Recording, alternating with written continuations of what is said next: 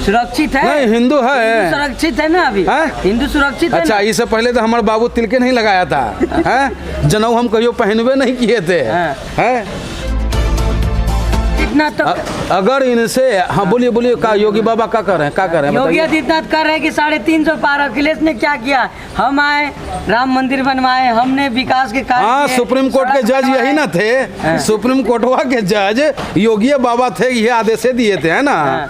Supreme court का सम्मान हिंदुस्तान का हर नागरिक करता है, चाहे हिंदू हो या मुसलमान। अब्बा जान रोक नहीं पाए। अब्बा जान क्या, उनके पिताजी नहीं रोक पाएंगे जब सुप्रीम कोर्ट का आदेश हो जाएगा? हद कर रहे हैं आप। सुप्रीम कोर्ट के आदेश को कौन टाल सकता है साहब? वो हमारे संवैधानिक वरिष्ठ संवैधानिक पद है, उस पद को कोई नहीं। मैनिफेस्टो में अपने लिखे थे ना कि हम राम मंदिर बनवाएंगे। मैनिफेस्टो में कितना नंबर पर लिखे थे? जब शुरुआत भाजपा की हुई थी तो सबसे पहले नंबर पर राम मंदिर हुआ करता था, क्या कि उस राम मंदिर के नाम पर चंदा इकट्ठा करके चुनाव लड़ते थे, ठीक है ना? और जैसे जैसे इनका ग्राफ बढ़ता गया वैसे वैसे मैनिफेस्टो में जो है नंबर नीचे नीचे नीचे, और इस बार तो लोकसभा चुनाव के मैनिफेस्टो में था भी नहीं। बन गया ना, इसलिए नहीं था। और फिर कब बन गया, कहाँ बन गया, कैसे बन गया? अरे 2019 के बाद है ना सुप्रीम कोर्ट का निर्णय आया है कि उससे पहले आ गया था। आप भी आरोप लगाएंगे कि अभी भी राजनीति कर रही है भाजपा? अजी वो तो सभ्य दिन उसका काम है, क्या रह गया है? हिंदू है, सुरक्षित है? नहीं, हिंदू है। सुरक्षित है ना अभी? हिंदू सुरक्षित है? अच्छा, इससे पहले तो हमारे बाबू तिलके नहीं लगाया था, हैं? जनेऊ हम कहियो पहनवे नहीं किए थे, हैं? तो गजबे बतियाता है ये लोग, और आप लोग भी इसके झांसा में नहीं आइए। और आपके माध्यम से अपने देश के नौजवानों, पढ़े लिखे वर्गों से, कलमवीरों से, जिनके कलम में ताकत है, उनसे अपील करता हूँ, ये मेरे कलमवीरों, अगर माँ सरस्वती का थोड़ा सा भी आपके अंदर लज्जा बची है तो उस कलम से भगत सिंह के शहादत को बर्बाद ना हो जाए ऐसा कुछ लिख दो। इन जालिमों को जो कारनामा है उस कारनामा को उजागर करो, समाज में आप रखो। हम बुर्बक है का? हम किताब नहीं पढ़े हैं, हमारा बाबू दादा पढ़ाया नहीं है हमको, हम स्कूल में नहीं पढ़े हैं कि सावरकर जी का क्या हिस्ट्री रहा है, अब भगत सिंह का क्या रहा है, चंद्रशेखर आजाद, अशफाक उल्ला खां का क्या रहा है। तो नहीं, आज ही हमको बताएंगे, आज यही हमको कहते हैं कि तू आज हिंदू हो गया, कल तक 7 साल पहले हम हिंदुए नहीं थे, हैं? 7 साल पहले हम तिलके नहीं लगाते थे, तो अरे उनके कहने या न कहने से हमारे सेहत पर क्या फर्क पड़ रहा? हम तो जय श्री राम, हर हर महादेव, अल्लाह अकबर सब कहते हैं, कोई रोक लेगा हमको? ये नहीं हिंदुस्तान है हमारा। लोग महाराजा अभी तिलकधारी है। हिंदू नुकसान करने वाले सबसे बड़े वही हैं, हिंदुओं को सबसे ज्यादा नुकसान पहुंचाने वाला अगर कोई है, आपके माध्यम से कहना चाहता हूँ, अरे 100 करोड़ हिंदू है, 25 करोड़ मुसलमान है, छोटी मोटी बात सोच लीजिए, हिसाब बैठा लीजिए। सबसे ज्यादा GST किसके पास है? हिंदू के पास है, मुसलमान के पास है। में कैसे चले जाते हैं सर? चुनाव जब आता है, पता करो किसी राज्य में चुनाव तो नहीं है, निश्चित रूप से किसी सरहद पे तनाव है। जगह लग रहा है कि कौन है वीर? वीर कौन है? इतना नाम है हम पहली बार सुने हैं। एक वीर का नाम हम सुने थे, वीर लोरिक। वो हैं, योद्धा थे, लड़ाई लड़े थे। और ये जो राष्ट्रवादी है सावरकर, राष्ट्रवादी यानी कि सरकार बनने के बाद राष्ट्रवादी हो जाना।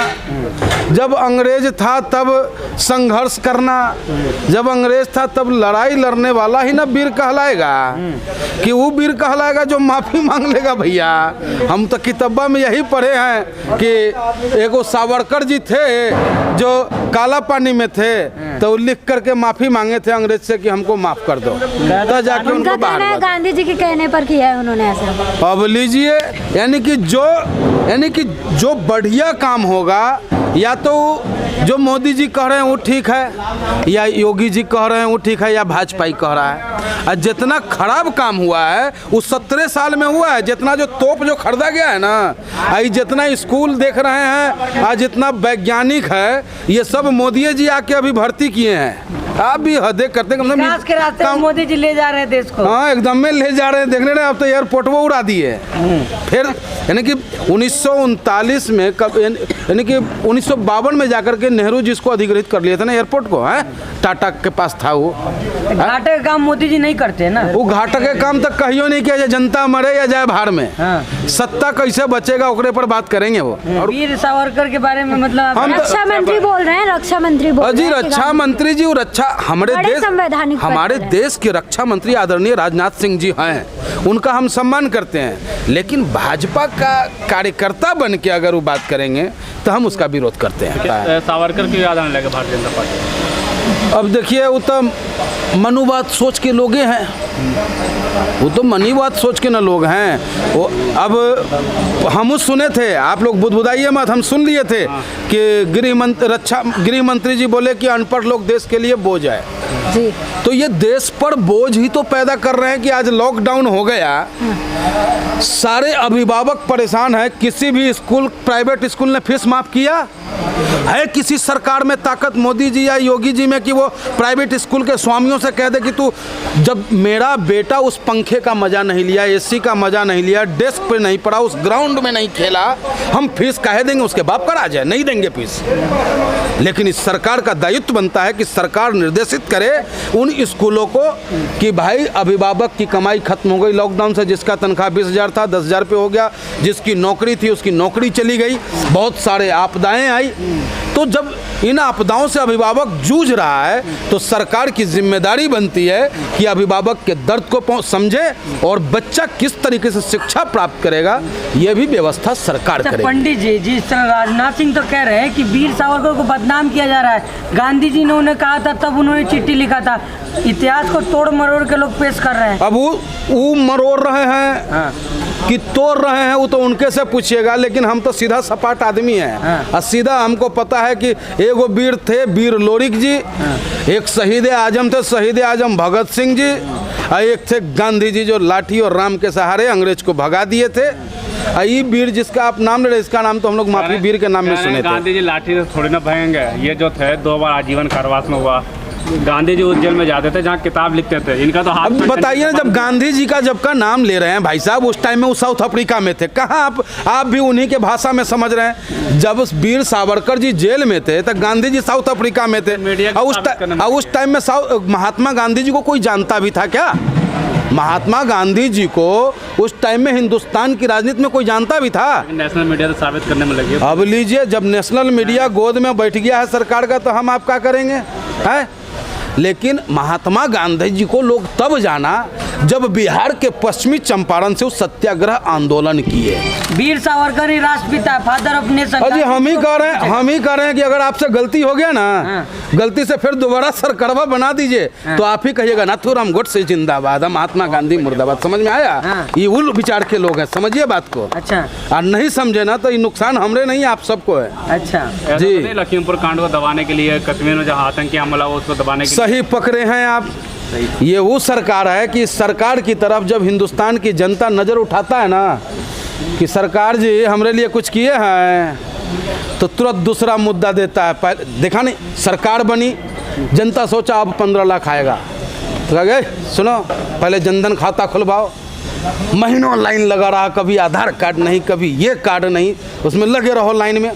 जब आधार कार्ड खुल गया फिर कहता है फिर प्रधानमंत्री जी नहीं आया पैसा, आधार से लिंक कराओ अपने सब्सिडिया को, गैस लेना है कि नहीं लेना, सब साफ। यानी कि जनता को बरगलाना, एक मुद्दा से दूसरे मुद्दा पे डाइवर्ट करना, यही भाजपाइयों का काम है, इसके अलावा कुछ नहीं है। योगी आदित्यनाथ राष्ट्र का विकास कर रहे हैं, अंतर्राष्ट्रीय लेवल पर कर रहे हैं। हाँ, सही बोले।